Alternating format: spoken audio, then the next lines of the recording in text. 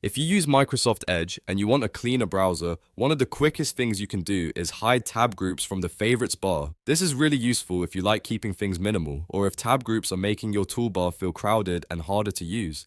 In this video, I'll show you exactly how to do it in just a few clicks. And if this tutorial helps, make sure to hit like and subscribe for more easy tech guides like this. Alright, let's jump in. First, open Microsoft Edge on your computer. Once the browser is open, look to the top right corner and click the three-dot menu to open the main settings menu. From there, choose settings. This is where Edge keeps all of its browser customization options, including appearance settings and tab behavior. Inside the settings page, look at the menu on the left side and click appearance. This section controls how Edge looks and behaves, so it's the right place to go when you want to change the layout of your tabs, toolbar, or favorites bar.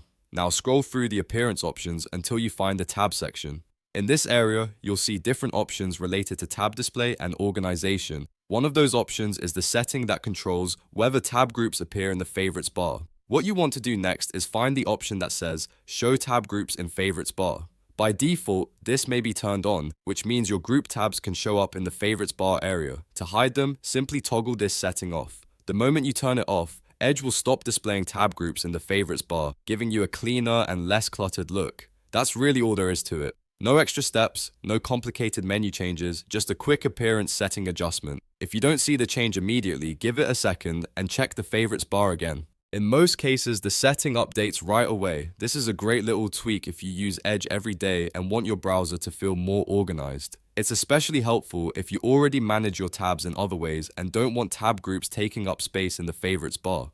Simple changes like this can make your browsing experience feel a lot smoother. If this video helped you out, please give it a thumbs up and don't forget to subscribe for more quick tutorials just like this one. Thanks for watching and I'll see you in the next video.